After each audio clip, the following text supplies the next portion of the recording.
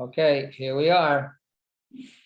So our Torah reading is the last Torah reading in the book of Vayikra, Bechukotai.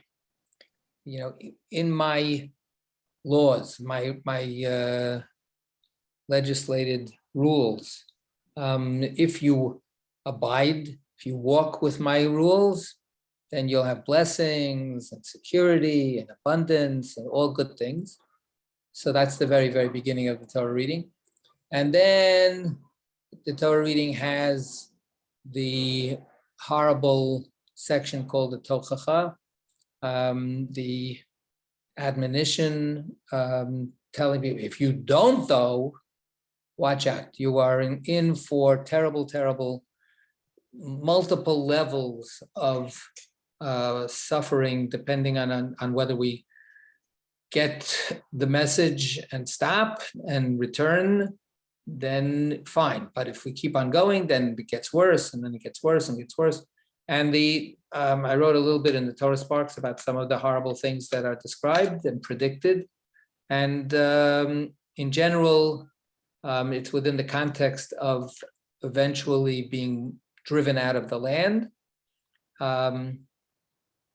Torah says, if that's the only way we can get the land to rest, then that's what we'll do. We'll get you kicked out of the land so that you, instead of, if you're refusing to let the land rest and abide by my rules of the sabbatical year, the Shemitah year, and the Jubilee system and so on, if you don't want to do that, then the land will rest by force, simply because it will be emptied of its inhabitants, and it will be just a wasteland. And of course that happened to Israel for again and again. And then we have just some wrapping up of things. That's the thing that makes the most impression, the biggest impression from the Torah reading. But then we have also a bizarre, we've talked about it when we used to do, remember when we used to do Torah study? Like on a Shabbos morning, 8:30, bright and crisp. So there's the section that the Torah says that if you want to make a donation to the temple and you say, I want to give my own value, then how do people get evaluated? And what the Torah does is it sets up a standard system of evaluation based on age and gender. So it doesn't say, well, if you're a CEO, you're worth more, and if you're just a plain old, school teacher, then you're worth priceless. No, it never says that. So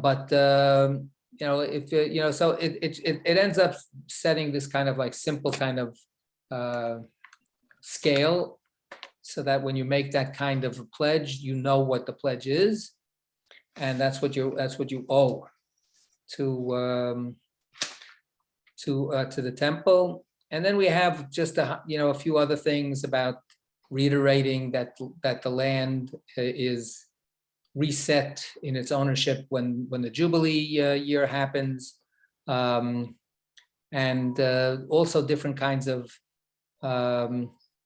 laws about giving gifts to the sanctuary, making sure that you don't do bait and switch. You start giving something, you go, well, actually, now that I look at it, it looks pretty good. Maybe I'll keep it and I'll give, not such a good thing. No, you have to give whatever it is that you decide that you're going to give. And it ends with abiding by the system of tithes. There's a 3-year system of tithes. And the Levites and poor people are supported by each person taxing themselves, a 10% tax. So that's the last thing. And then it says, okay, Eila HaMitzvot, these are the rules. That's what we have to abide by. So that's the collection of laws. And as I say, the way that we have it here, imprecations, curses, and threats for not following laws. So that's the Torah reading. And now we have the Haftarah. This year, Bechukotai is a freestanding Torah reading. Many times it's read together with Bahar, which is the emphasis on Shemitah and Yovel in a positive sense. So it's definitely refers back to that, but it's its own freestanding Torah reading, and it has therefore, when it's read by itself, it has its own Haftarah. So the Haftarah is on page 763 in the Eitz Chaim Chumash. It's Jeremiah, chapter 16, starting with verse 19, and going through into chapter 17. So let's read what Jeremiah has to say, and then the question, of course, is how do we connect it up with our Torah reading? We've had Jeremiah before. Last week we also had a Jeremiah Haftarah, right? Jeremiah lived right before, during, and right after the destruction of the first temple. So the end of the 600s and the beginning of the 500s BCE. So, the beginning of the 500s BCE is 599 BCE, 598 BCE, 597, like that. So the destruction of the temple was 586. And he lived to see that and lived for a little bit after that. So this now is a selection from early in the book of Jeremiah. And we're dating it in the late, in the late 600s, which means 605, 604, 603, like that, or beginning of the 6th century BCE. Rabbi, what chapter again in Jeremiah, please? 16. Thank you. 16, and we're going to start with verse 19. Okay, and like I say, now we're going to keep a lookout to see why this was chosen to accompany the reading of Bechukotai. Who would like to read for us? I'll read. All right, Serena. All right. Well, unless anybody else wants to. I'm telling you what Going kind. once, twice? All right, we're stuck with you. That's all. Okay. Thank you. O Lord, my strength and my stronghold, my refuge in a day of trouble, to you nations shall come from the ends of the earth and say, our fathers inherited utter delusions, things that are futile and worthless. Can a man make gods for himself? No gods are they. Assuredly, I will teach them. Once and for all, I will teach them my power and my might, and they shall learn that my name is Lord. Okay. So Jeremiah starts with a personal declaration, right? He speaks in first person, right? My strength, my stronghold, Hashem, Uzi, Uma Uzi. So in Hebrew, it's a kind of it's a linked in terms of the verbiage, strength and stronghold, right? And biyom tzara, and a time of trouble. And then he prophesizes, right? He says that eventually the peoples around will say something. They will come to some kind of recognition, some kind of revelation to, realization. What are they going to realize?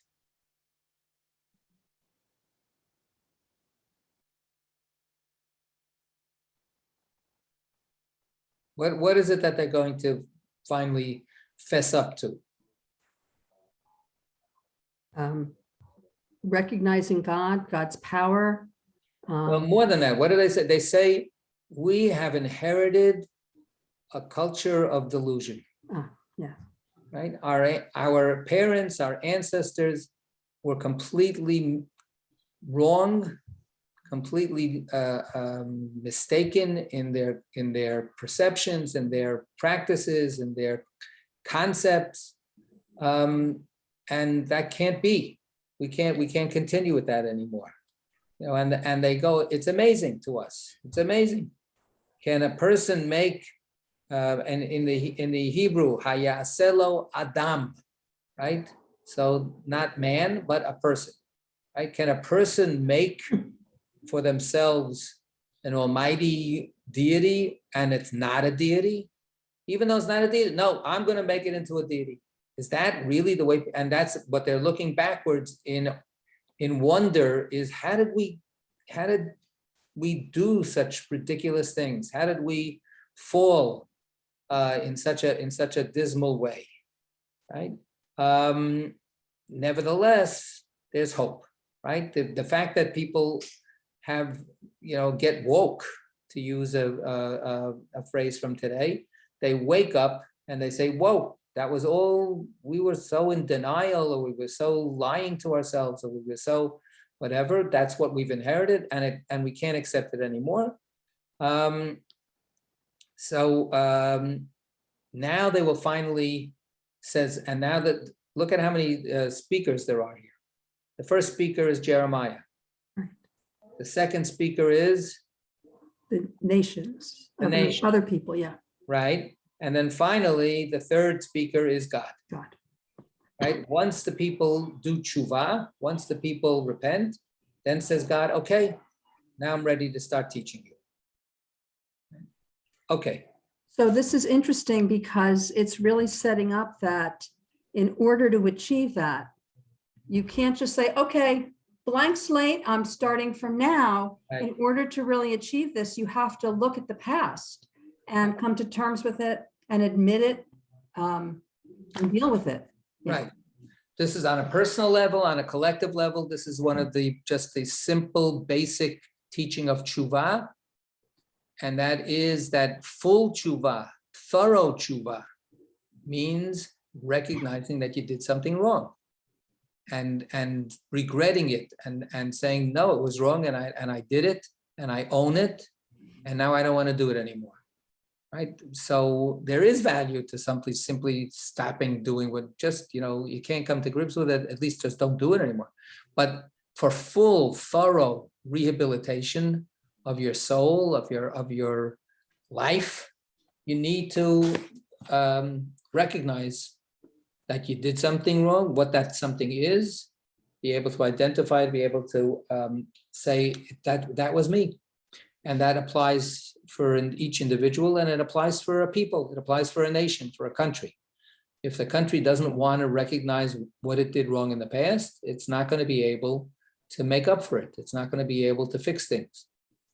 And it's not easy. We shouldn't just poo-poo it. It's excruciatingly difficult to look at yourself in the mirror and go, I did something that I am now so ashamed of thinking that I was capable of doing that. I want to feel self-esteem. I want to feel worth something. I want to feel okay about myself. How could I do that if I admit some of the horrible things that I did? What tshuva does is it says you can admit it, and if you admit it, that's already a mitzvah. Then you're already on the path of renewal. It's a good thing to admit it. It's not, that's not the end of the road. It's actually the beginning. So here it is on a national level as well. Okay. Chapter 17. The guilt of Judah is inscribed with a stylus of iron, engraved with an adamant point on the tablet of their hearts and on the horns of their altars, while their children remember their altars and sacred posts by verdant trees upon lofty hills. Because of the sin of your shrines throughout your borders, I will make your rampart a heap in the field, and all your treasures a spoil. You will forfeit by your own act the inheritance I have given you. I will make you a slave to your enemies in a land you have never known, for you have kindled the flame of my wrath, which shall burn for all time. Okay. So that doesn't sound very nice. This is not a happy speech. So this is a full-throated condemnation of the people of Judah, and it's to a certain extent, it's a very stark contrast with what we just had. What we just had was this ending of a previous chapter with a kind of a comforting idea that people will do tshuva, and that's great. Right? But now what we have is like an abrupt jolt back to the present. And guess what? People are not doing tshuva. People are not taking heed of what what they've been doing and the consequences. So this sounds like it's a very, it's like this is unerasable, right? It can't be, it's incorrigible. It can't be corrected. It can't be whited out. It can't be erased. It can't be smoothed over. A stylus of iron has scratched out the guilt of Judah. The tziporen shamir, right? With an adamant point. The word shamir was thought of in later traditions, and I don't know whether it actually goes back here to this this early, but the shamir was the mythic creature who cut the stones for the temple in Solomon's time, when the temple was first built, because the Torah says, don't use swords, don't use metal to create your sanctuary, because metal is the tool of war, right? Metal is for bloodshed, and that's not what the temple should be built up from. Some people think, how do you stop shootings? Use more guns, get more guns out there. So no, the Torah says, get the weaponry out of creating a sacred space.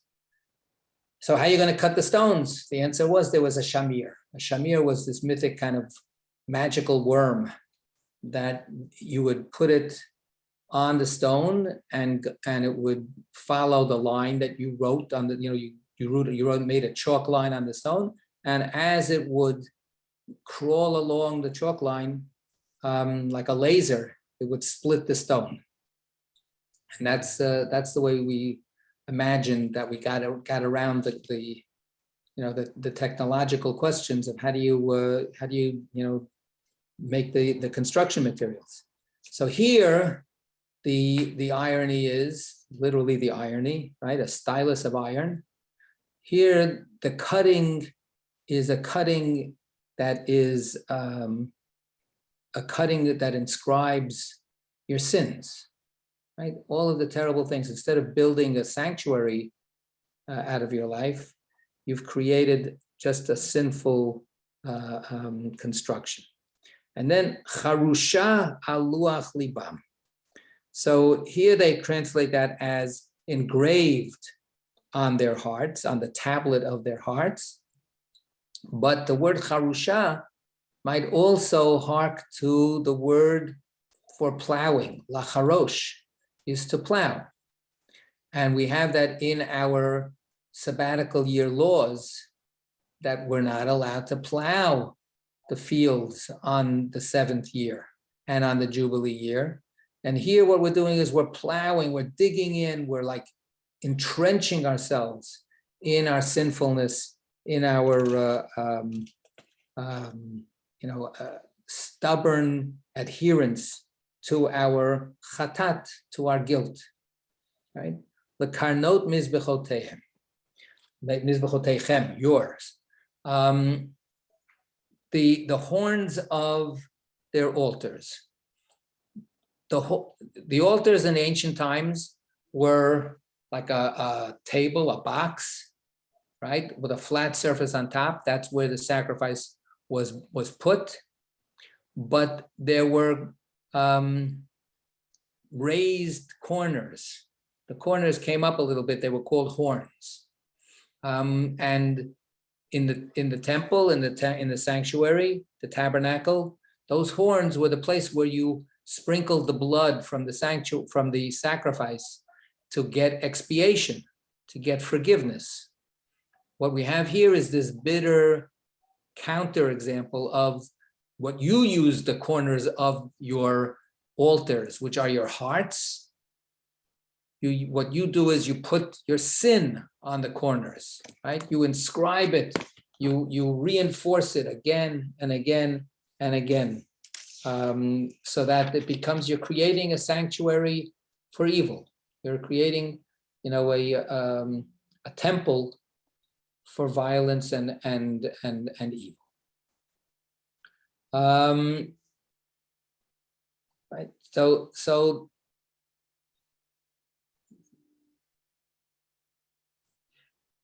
this is it's a pretty stark image, and then it's sort of like, again, coupled with a different kind of image. Verse 2. What does it say in verse 2? While their children remember their altars and sacred posts by verdant trees upon lofty hills. So what kind of image is that? Now we just had this real, angry condemnation of how awful your altars are, how terrible, how much iniquity you're guilty of. The sin is like carved deep into your heart. And what is this an image of? It's a beautiful image. It's a pastoral, idyllic image, which is saying that you did all this stuff out there in this beautiful world, in this beautiful land. You set up these altars of idolatry, of paganism, of immorality. You set it up in all of these gorgeous, wonderful places that should have been places for you to feel God's warmth and goodness, and you install them. You install these altars, in all of these nice places, but they're altars for sinfulness, right? You take a beautiful land and you just fill it up with terribleness. It's a little. What can I say? It's a little bit striking. Or what do we make of that first phrase? While their children remember. Yeah, Lynn. That's what I wanted to ask you about, because in my tiny little mind, I would think it means their ancestors remember. Like it used to be that the land was verdant and the altars were for good, but now as time has gone on, you have gotten sinful and you've carved, what you just said in the previous image. So their children would be the next generation. So how are they remembering verdant trees and pastoral, all this wonderful imagery, if the stones and our hearts are carved in sin? I'm confused. So that's the distinction. The stones in our hearts are carved in sin, but the world out there is gorgeous. The problem is that we impose upon this beautiful world our own sinfulness. I remember how strongly it affected me. I remember, literally. There's a French movie that was made right after the Shoah. And it's called whatever it's called in French, but the English title is Night and Fog. And it's a short documentary about the horrors that were discovered when the Allies came in and came to the camps. And it begins with beautiful, and the beauty is what makes it so heartbreaking, beautiful images of the landscape around Auschwitz, and about the grasses and the sky, and just the whole area is quiet, and it's a meadow that you would love to just like walk through, and then lie down and look up into the clouds and the sun and the sky. It naturally was this image of peacefulness and gentleness. And right in there was the camp. So that's what's being clashing here, right? Is what and of course, can you imagine, God forbid, being one of those murderers and waking up in the morning and going, oh, it's a beautiful day. It's a great day. Let's go out there and let's gives me more zest to do my job, which is a terrible job, right? But that you don't think so. So this is looking back and inheriting a culture. This goes back to what we had in the beginning of the Haftarah. The children remember this was great. Can you imagine when we had that special festival for Molech or whatever it is? We really loved it. We packed a picnic lunch and we went, up to the hill, and that's what it was. There's just this terrible, terrible contrast, and as a result, an irony between the comfort and the beauty that's conveyed and what's happening within it. To beat a dead horse over the head, I think that this kind of thing can be thought of right to this very moment, in terms of our own lives and in terms of our own country and in terms of what surrounds us. Yeah. All right. So this also, so it makes me think about how, in a sense, it's destroying the innocence of the children. Yeah. Good. Right. What a horror. What a terrible sin that is. Right? Because they're just going to take what they're given. Right. So we give them the teaching, we give them life, and then we deprive them of those kinds of gifts. And they're unless with some supreme act of wisdom and courage and whatever, they can extract themselves from that kind of environment, they will follow that environment. Yeah. Okay, so verse 3. Because of the sin of your shrines throughout your borders, I will make your rampart a heap in the field and all your treasures a spoil.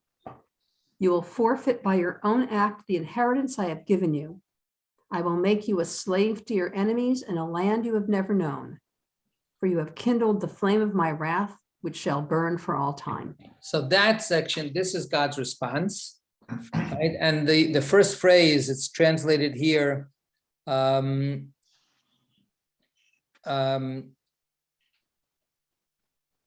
hard to tell actually which phrases they're translating with what, but the beginning is because of the sin of your shrines.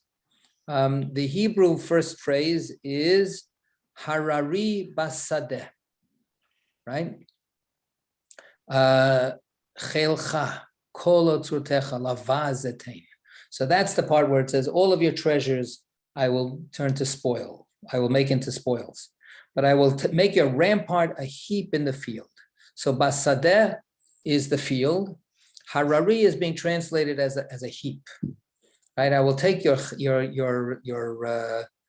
all of the efforts that you've been doing, and which has been to profane the holy, the sin of your shrines. I will turn into a heap, but it's in the field, right? So it goes back to that previous image, and the word Harari is here, translated as a heap. But the word Harari has the word Har in it, which means mountain, like Har Sinai, the Mount Sinai, right? Har HaMoriah, Mount Moriah, Har Habayit, the Temple Mount. So that word Harari conveys here, a high point, a point of that's a place of refuge, like a rampart. We have that phrase and we use it to describe God. We say that God, when we need you, you are Harari Oz. You are this high point of the word Oz, like we have here, Shem Uzi Uma Uzi. right? When I trust in you, you are, a rock and a shelter and a rampart for me. This is, we say it every morning prayer, right before we start Baruch She'amar. So it's, if I'm not mistaken, it's Psalm 31, right? No, Psalm 30, right? So it says like this.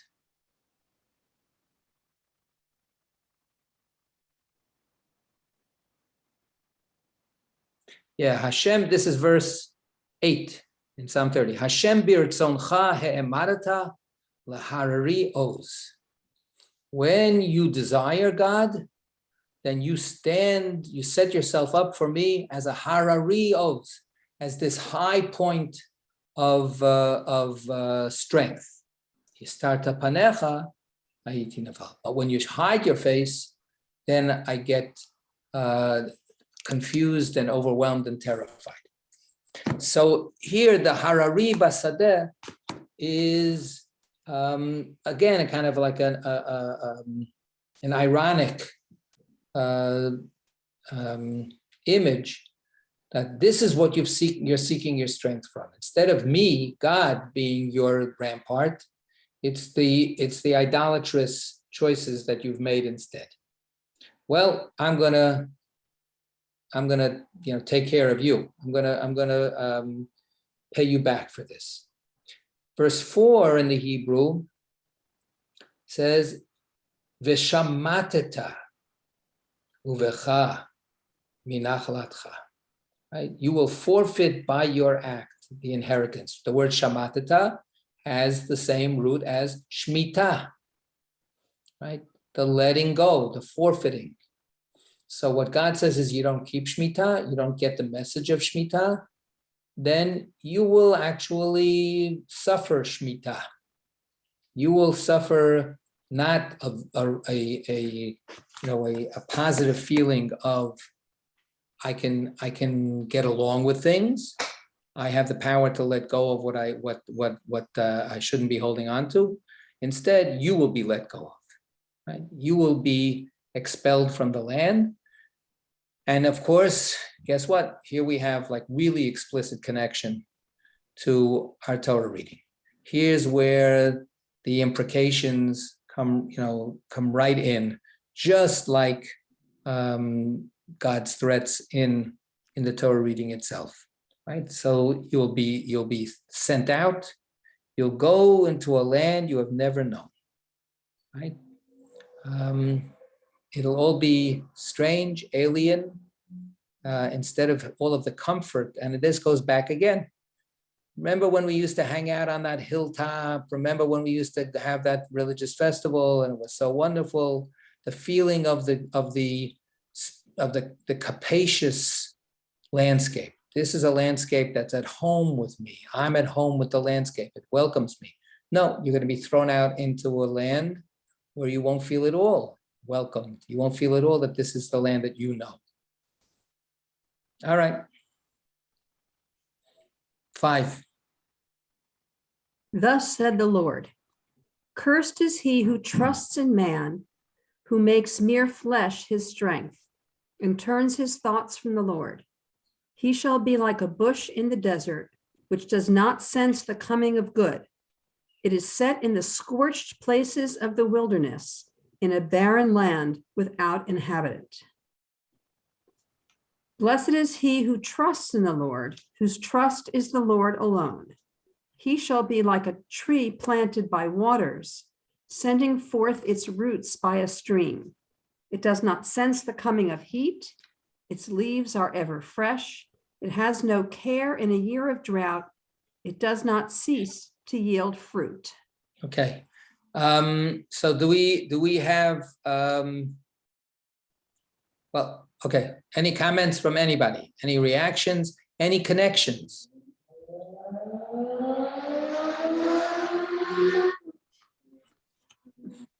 Okay, so we have a contrast again. If you place your faith in human beings, then that's a cursed situation. You can't trust that human beings will be your salvation. This is a message that happens again and again in the Torah, in the Tanakh, in the Psalms.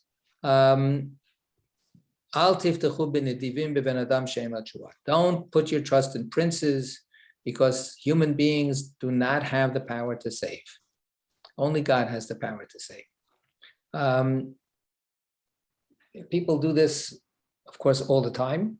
It doesn't mean that you don't work on relationships and that you don't expect people to do the things that they should be doing. You should vote for people who you hope will do the right thing and trust that they will. But you can't put your blind trust in certain people. This is actually what fascism is founded on. Fascism is founded on convincing people to put all their trust in the leader, to put all their trust in this human being who will save them. Whatever that person wants, that's going to be good for them. That's what this is about. So there's there is an alternative, right? So what's the alternative? Verse 7. Baruch hagever sheyiftach b'Hashem v'haya Hashem yiftacho. So this verse, without the contrasting verses before, is a verse that we use in our prayers, and we celebrate that idea.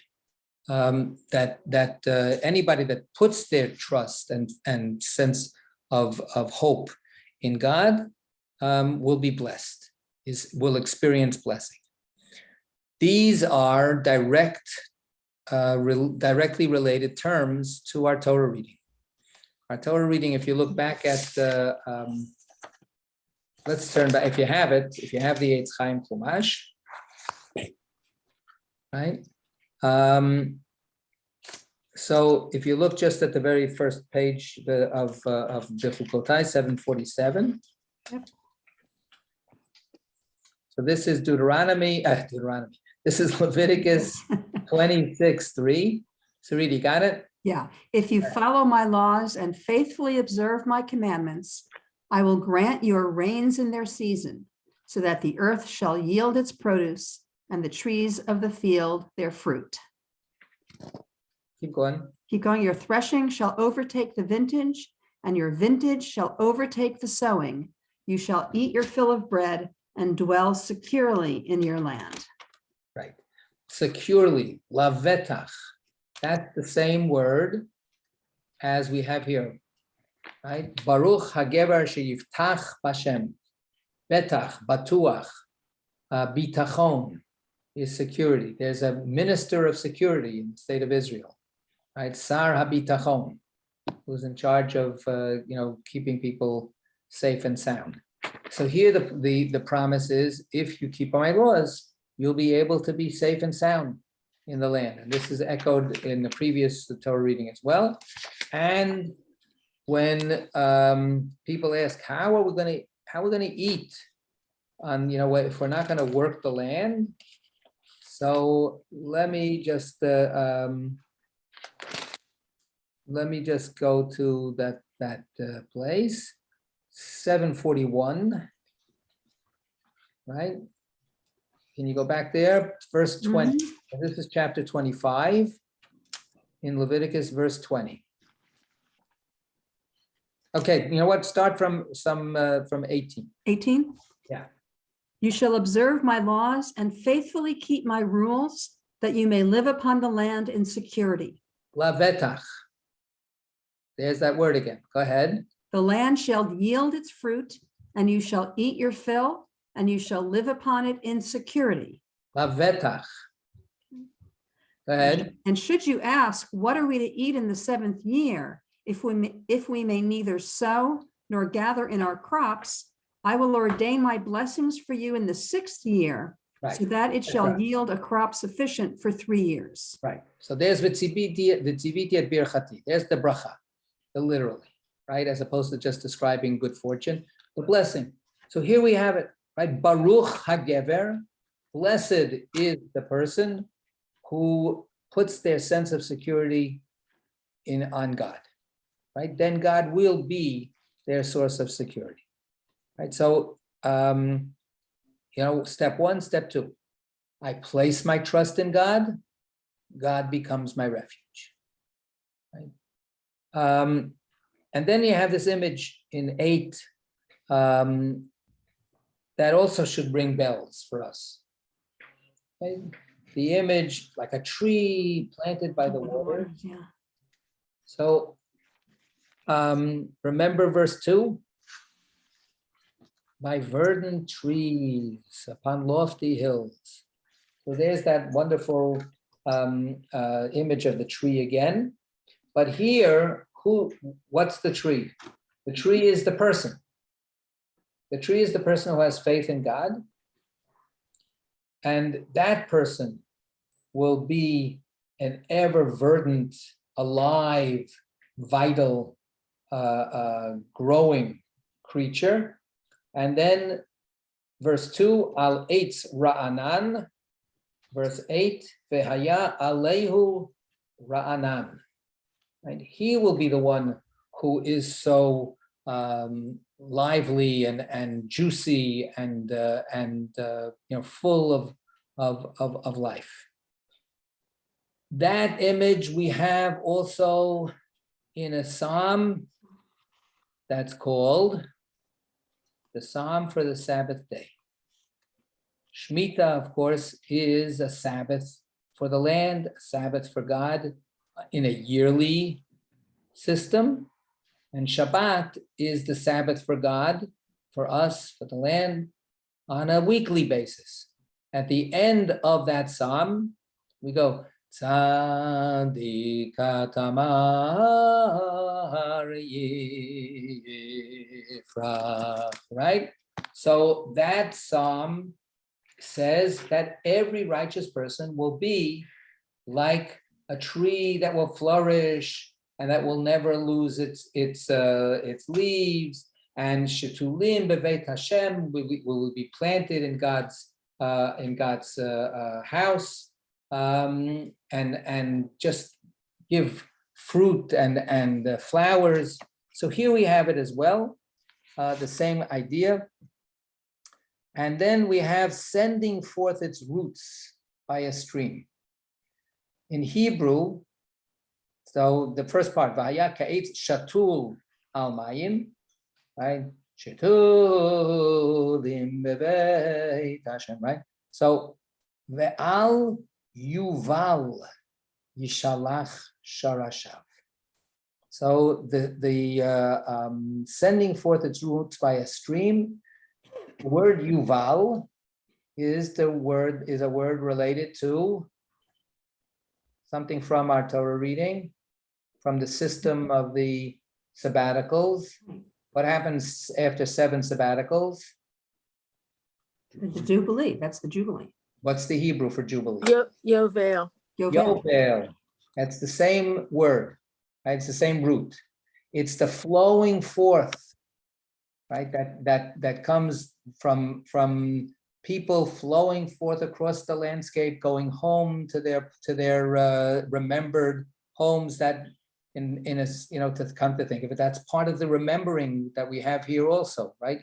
Here, unfortunately, the sense of being at home is because people have been acculturated to an idolatrous, sinful way of life.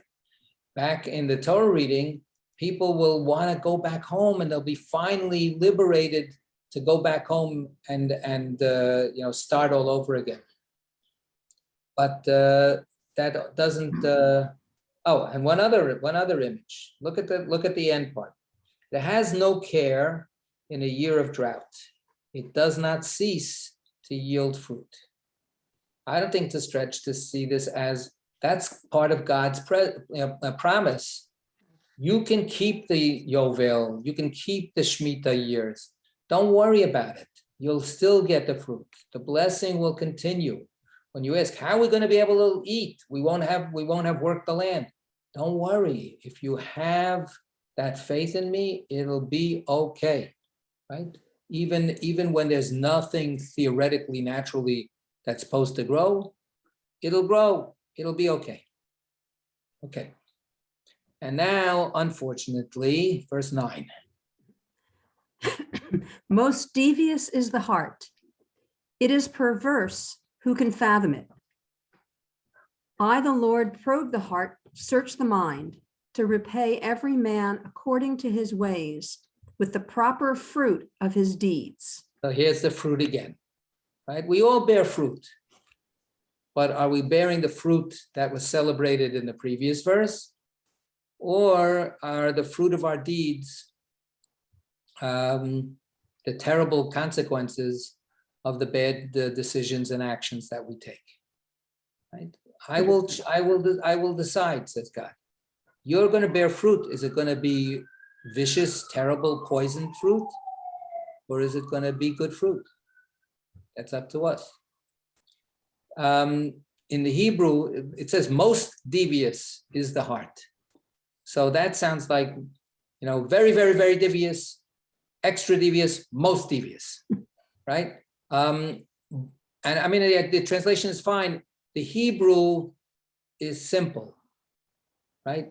The heart is devious beyond anything else, right? Mikol, from anything else that's out there.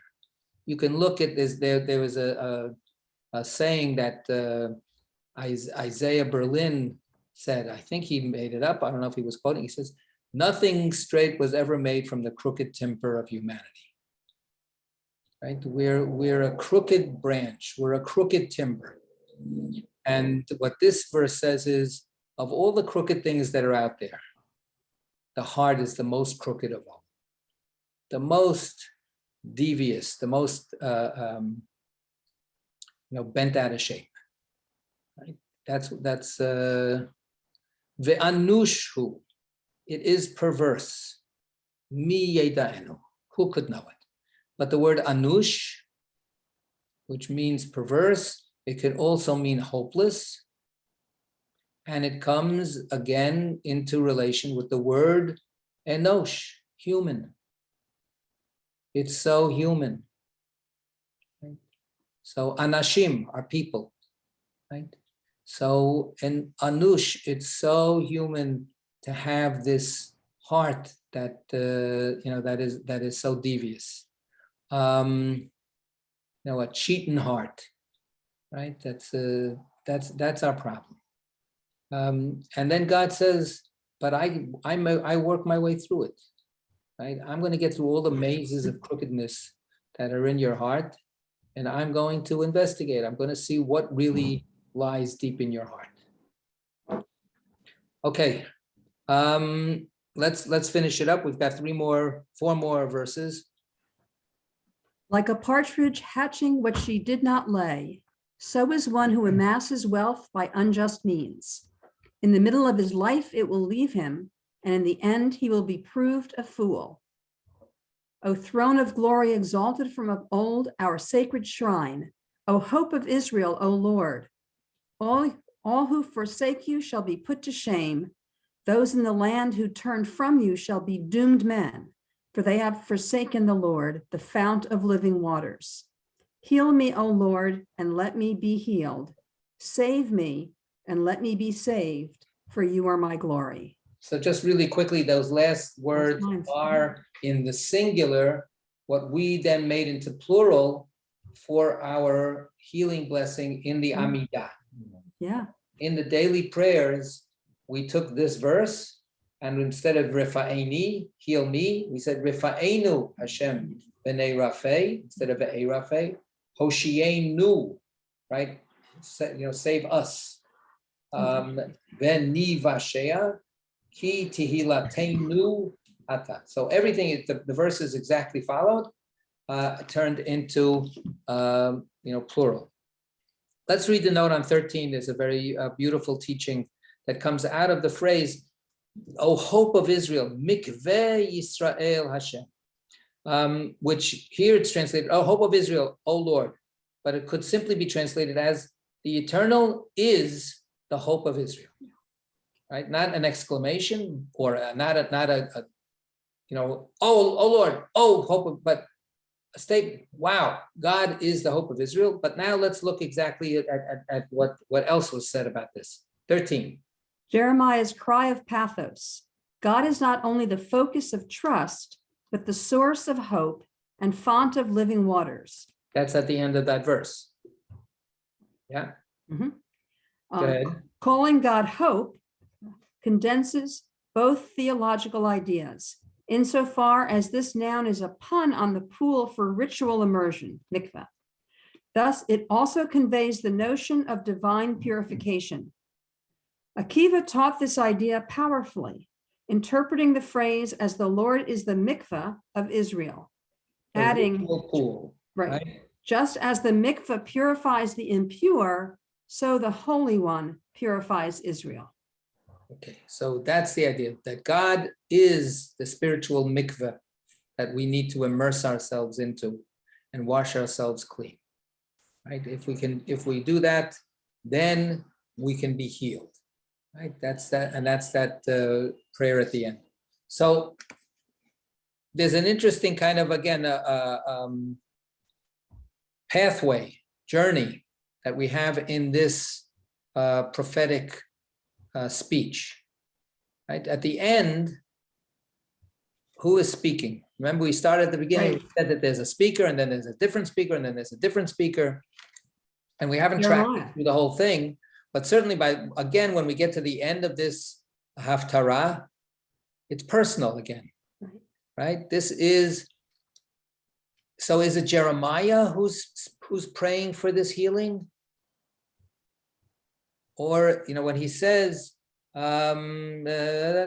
yeah, is it Jeremiah, or is it Jeremiah imagining what a person might say? Were they inspired? Were they excited to turn around, to change their way, right? But it could be him, right? And he is the paradigm, but he's therefore preaching not out of some detached, I've got it all figured out. What's wrong with you? Why don't you have it all figured out? Right? It's his conviction comes out of a sense that my heart is a human heart too. I know what it means that the human heart is crooked. I know it also. Of course I know. So, and nevertheless, he doesn't hold back from being, Jeremiah and telling it like it is. Right? So a kind of an up and down, like a seesawing between despair and hope, ending with this hope, ending with a plea for forgiveness and for healing, but recognizing how hard it is for us to get our act together. It's tough. What can I say? All right, that's it for tonight. Okay. And Yasher Koach to everybody. And Thank you, Rabbi. hopefully we'll continue. Thank you, next week. Yasher Koach. Thank you. All right. Thank you. Shoah. Thank you.